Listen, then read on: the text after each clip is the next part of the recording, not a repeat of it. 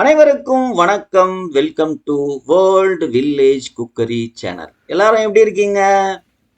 நாம இன்னைக்கு ஒரு புதுவிதமான ஒரு பிரேக்ஃபாஸ்ட் ஐட்டம், டின்னர் ஐட்டம்னு சொல்லலாம், இல்லை லஞ்சு கூட சாப்பிடலாம், இல்லை ஒரு ஸ்நாக்ஸ் ஐட்டம் கூட எடுத்துக்கலாம். ஒரு டிஃப்ரெண்ட்டான, நம்ம எப்பவுமே ரெகுலராக ஒரு இட்லி தோசை அது மாதிரி சாப்பிட்றதுக்கு பதில் ஒரு வித்தியாசமான ஒரு பிரேக்ஃபாஸ்ட் ஐட்டம் தான் நாம் இன்னைக்கு செய்ய போகிறோம். இதுக்கு என்ன பேர் வைக்கிறதுன்னு தெரியல. ஒரு வேலை பண்ணுங்க, நீங்களே இதுக்கு ஒரு நல்ல ஒரு அருமையான பேரா, உங்களுக்கு இந்த வீடியோ பிடிச்சிருந்ததுன்னா இதுக்கு ஒரு பேர் வச்சு கமெண்ட் பாக்ஸில் கமெண்ட் பண்ணுங்க. இது சாப்பிட்றதுக்கு செம்ம டேஸ்ட்டாக இருக்கும். சைடிஷ் எதுவும் தேவையில்ல, அப்படியே சாப்பிட்டுடலாம். ஸ்கூல் பசங்களுக்கு லஞ்ச் பாக்ஸ் கொடுத்து அனுப்பலாம். செம்ம சூப்பராக இருக்கும். வாங்க வீடியோக்குள்ளே போகலாம். அதுக்கு முன்னாடி நம்ம சேனலை சப்ஸ்கிரைப் பண்ணாமல் இருந்தீங்கன்னா சப்ஸ்கிரைப் பண்ணுங்கள். பக்கத்தில் பெல் ஐக்கான் வரும், அதையும் ப்ரெஸ் பண்ணிவிடுங்க. இப்போ நம்ம ஒரு 2 கப்பு கோதுமை மாவு எடுத்துக்கலாம். தேவையான அளவு உப்பு, கொஞ்சம் கொஞ்சமாக தண்ணி ஊற்றி, நம்ம சப்பாத்திக்கு மாவு பிசைவோம்ல அது மாதிரி பிசைஞ்சிக்கலாம். ஸோ கொஞ்சம் கொஞ்சமாக தண்ணி ஊற்றுங்க, மொத்தமாக ஊற்றிடாதீங்க. கொஞ்சம் கொஞ்சமாக ஊற்றி ஊற்றி கரெக்டான பதத்துக்கு, சப்பாத்தி மாவு பதத்துக்கு நல்லா பிசைஞ்சிக்கலாம்.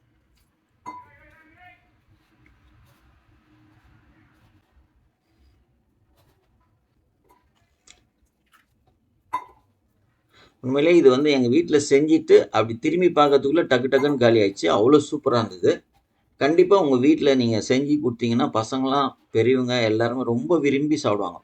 சப்பாத்தி மாவில் ஓரளவுக்கு பிசைஞ்சதுக்கப்புறம் கடைசியாக ஒரு 2 கரண்டி எண்ணெய் ஊற்றி நல்லா பிசைஞ்சிங்க. ஏன்னா இது வந்து கிறிஸ்பியாக இருக்கும். கிறிஸ்பியாக இருக்கணும் அப்படின்னா எண்ணெய் போட்டு பிசைஞ்சிங்கன்னா நல்லா கிறிஸ்பியாக இருக்கும். ஸோ கடைசியாக ஒரு 2 கரண்டி எண்ணெய் ஊற்றி நல்லா பிசைஞ்சிட்டு இதை வந்து ஒரு அரை மணி நேரம் 1 மணி நேரம் ஊற வச்சுட்டு அதுக்கப்புறமா எடுத்து செஞ்சோன்னா செம்ம சூப்பராக வரும், சாஃப்டாக இருக்கும்.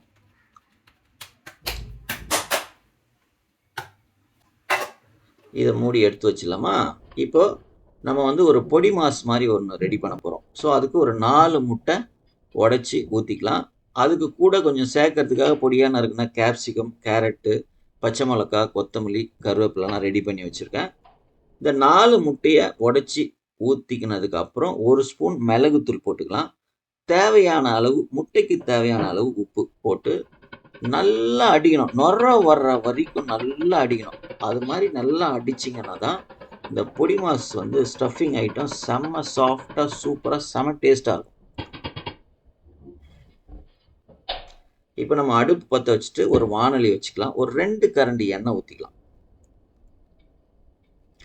நான் ஒரு 150 கிராம் வெங்காயம் பொடியாக நறுக்கி எடுத்திருக்கேன். உங்களுக்கு எவ்வளோ சப்பாத்தி இருக்கோ அதுக்கேற்ற மாதிரி நீங்கள் முட்டையோ வெங்காயமோ சேர்த்துக்கலாம். ஒரு அரை ஸ்பூன் மஞ்சள்தூள் சேர்த்துக்கலாம். வெங்காயம் வந்து நல்லா கண்ணாடி பதத்துக்கு வதங்கணும். நல்லா வதங்கினா தான் இது வந்து பொடி மாஸ் வந்து நல்லா சாஃப்டாக பூ மாதிரி வரும். இப்போ கொஞ்சம் போல் கருவேப்பிலை சேர்த்துக்கலாம்.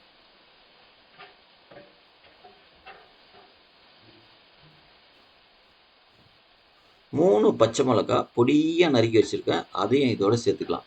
நம்ம மிளகாத்தூள் அது மாதிரி வேறு எதுவுமே சேர்க்க போகிறதில்ல. முட்டைக்கு மிளகுத்தூள் போட்டிருக்கோம். இந்த மசாலாவுக்கு பச்சை மிளகா, தேவையான அளவு உப்பும் போட்டுட்டு நல்லா வதக்கிக்கலாம். உப்பு போட்டு வதங்கினதுக்கு அப்புறம் நான் வந்து ஒரே ஒரு கேரட்டு நல்லா பொடியாக நறுக்கி எடுத்து வச்சுருக்கேன், அதை இதோடு சேர்த்துக்கலாம். சேர்த்துட்டு வெங்காயத்தோடையே வதக்குனிங்கன்னா இந்த சூட்லேயே பொடியாக நறுக்கி வச்சுருக்கிறதுனால நல்லா வெந்துடும் கேரட்டு. இப்போ பாருங்கள் நல்லாவே வெந்துடுச்சு. நல்லா கண்ணாடி பதத்துக்கு வெங்காயம் வந்துடுச்சு. இப்போ நம்ம அடித்து வச்சுருக்கோம்ல முட்டை, அதை நல்லா கலக்கிட்டு இதில் ஊற்றிக்கலாம். ஊற்றிட்டு பொதுவாக பொடி மாஸ் பண்ணுறவங்க என்ன பண்ணுவாங்கன்னா அப்படியே ஃபுல்லாக நல்லா கிளறி விடுவாங்க. அது மாதிரி கிளறக்கூடாது.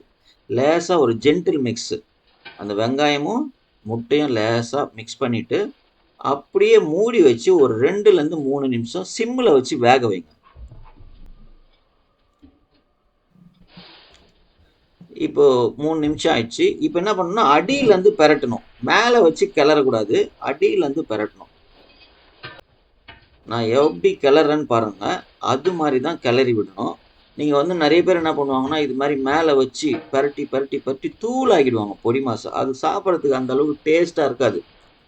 இது மாதிரி நீங்கள் அடியில் வச்சு கிளறினீங்கன்னா இந்த பொடி மாசம் இந்த மல்லிப்பூ பூத்தா எப்படி இருக்கும் அது மாதிரி பூ மாதிரி பொல பொல பொல பொல பொலன்னு இருக்கும், பார்க்கறதுக்கு நல்லா இருக்கும். இப்போ பாருங்க, நான் கொஞ்சோண்டு கேப்சிகம் வந்து பொடியாக நறுக்கியிருக்கேன், குடமிளகா. அதை கடைசியாக இந்த மாதிரி டைமில் தான் போடணும். முன்னாடியே போட்டிங்கன்னா அது இருக்கிற இடமே தெரியாது. கடைசியாக போட்டிங்கன்னா அதனோட ஃப்ளேவரும் நல்லாயிருக்கும். இப்போ பாருங்க பொடி மாசு எப்படி இருக்குது, அப்படியே பூ மாதிரி இருக்கும் பாருங்க, அப்படியே குண்டு குண்டு குண்டா அப்படி இருக்கும். இந்த மல்லிப்பூ பூத்தா எப்படி இருக்குமோ அது மாதிரி இருக்கும். இப்போ கடைசியாக நம்ம பொடியாக நறுக்குன கொத்தமல்லியை போட்டு ஒரு கிளறு கிளறி இறக்குனீங்கன்னா ஒரு அருமையான வெஜிடபிள் சேர்த்த ஒரு முட்டை பொடி மாசு. இதில் ஸ்டஃப் பண்ணுறதுக்கு இந்த ஸ்டஃப் ரெடி. இதை அப்படியே எடுத்து ஓரமாக வச்சிடுங்க.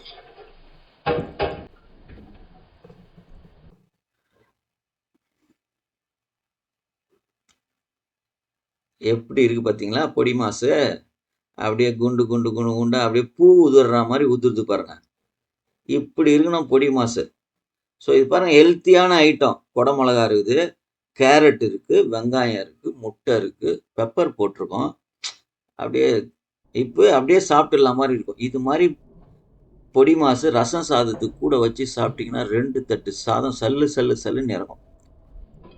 ஆனால் இது ரச சாதத்துக்கு இல்லை, ஸ்டஃப் பண்ணுறதுக்காக ரெடி பண்ணியிருக்கோம். இப்போ நம்ம சப்பாத்தி மாவை எடுத்து இன்னும் கொஞ்சம் எண்ணெய் போட்டு நல்லா சாஃப்டாக பிசைஞ்சிக்கலாம் லேசாக.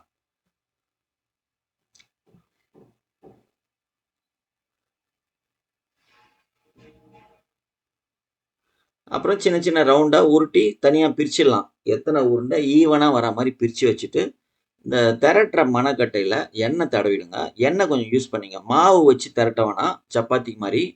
ஏன்னா இதை ரொம்ப நைஸாக திரட்டணும், மெல்லீஸாக இருக்கணும், அப்போ தான் வேகும்.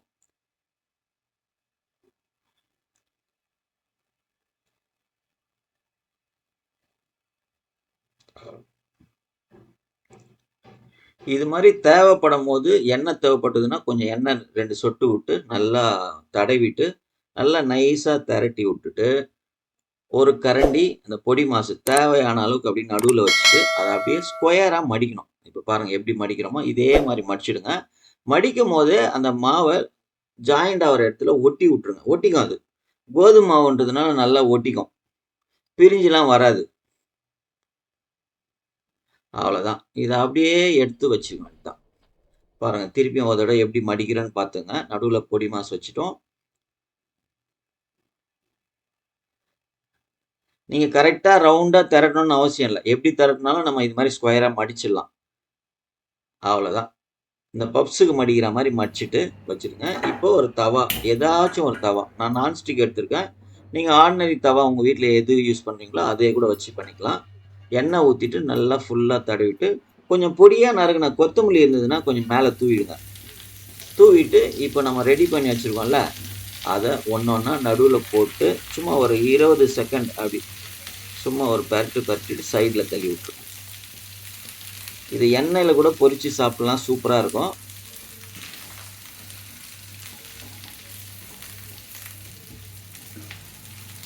இது மாதிரியே நம்ம வறுத்து சாப்பிட்லாம், சூப்பராக இருக்கும். அருமையான ஸ்நாக்ஸு. இந்த மழை காலத்தில் நல்லா ஜோராக மழை பெய்யும் போது இதை எடுத்து இது மாதிரி செஞ்சு சாப்பிட்டிங்கன்னா வேறு லெவலில் இருக்கும். மேலேயும் கொஞ்சம் எண்ணெய் போட்டுங்க, ப்ரெஷ்ஷு போட்டு நல்லா தடவி விட்ருங்க. இது வந்து எப்படின்னா நல்லா ஒரு 5 நிமிஷம் ஒரு பக்கம் நல்லா வேக வச்சுட்டு அதுக்கப்புறம் திருப்பி போடணும்.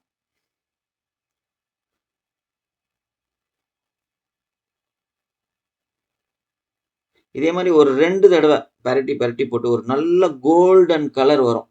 நல்லா ஃப்ரை ஆனதுக்கப்புறம் அந்த எண்ணெய் ஊற்றிருக்கோம்ல அதெல்லாம் ட்ரை ஆகிட்டு ஒரு மாதிரி நல்ல ஸ்மெல் வரும். சூப்பராக இருக்கும் அந்த ஸ்மெல்.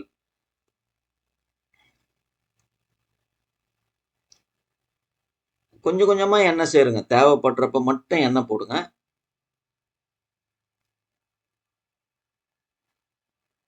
வந்துடுச்சா, அதோ இது மாதிரி கோல்டன் கலர் வரணும். இதே மாதிரி அந்த பக்கம் வந்ததுன்னா சூப்பர். அவ்வளோதான், ரெடி ஆயிடுச்சு. இதுக்கு பேர் மட்டும் நீங்கள் என்ன பேர் வைக்கலான்னு நீங்களே பேர் வச்சுட்டு கமெண்ட் பாக்ஸில் கமெண்ட் பண்ணுங்கள். நல்ல பேர் இருந்தால் நம்ம மாற்றிக்கலாம். நீங்களும் உங்கள் வீட்டில் கண்டிப்பாக செஞ்சு பாருங்கள், சாப்பிட்டு பாருங்கள், சந்தோஷமாக இருங்க. உங்கள் வீட்டில் இருக்க சின்ன பசங்கள்லேருந்து பெரியவங்க வரைக்கும் ரொம்ப விரும்பி சாப்பிடுவாங்க. இது பிரேக்ஃபாஸ்ட்டாக சாப்பிட்லாம், டின்னராக சாப்பிட்லாம், லஞ்சாக சாப்பிட்லாம், ஸ்நாக்ஸாக சாப்பிட்லாம். அவ்வளோ பிரமாதமாக இருக்கும். தொட்டுக்கிறதுக்கு எதுவுமே தேவையில்ல. கண்டிப்பாக உங்கள் வீட்டில் செஞ்சு பார்த்துட்டு எப்படி இருந்ததுன்னு கமெண்ட் பாக்ஸில் கமெண்ட் பண்ணுங்க. உங்களோட ஒவ்வொரு கமெண்ட்ஸும் எங்களுக்கு ரொம்ப, ரொம்ப, ரொம்ப முக்கியம். இந்த வீடியோ உங்களுக்கு புடிச்சிருந்ததுன்னா, உங்க நண்பர்களுக்கும், உறவினர்களுக்கும் ஷேர் பண்ணுங்க. ஒரு லைக்க ஒண்ணு போட்டுருங்க. நம்ம சேனல சப்ஸ்கிரைப் பண்ணாம இருந்தீங்கன்னா, தயவுசெய்து சப்ஸ்கிரைப் பண்ணுங்க. பக்கத்துல பெல் ஐகான் வரும். அதையும் பிரஸ் பண்ணுங்க. மீண்டும் அடுத்த வீடியோல பார்க்கலாம். நன்றி, வணக்கம். பாய்.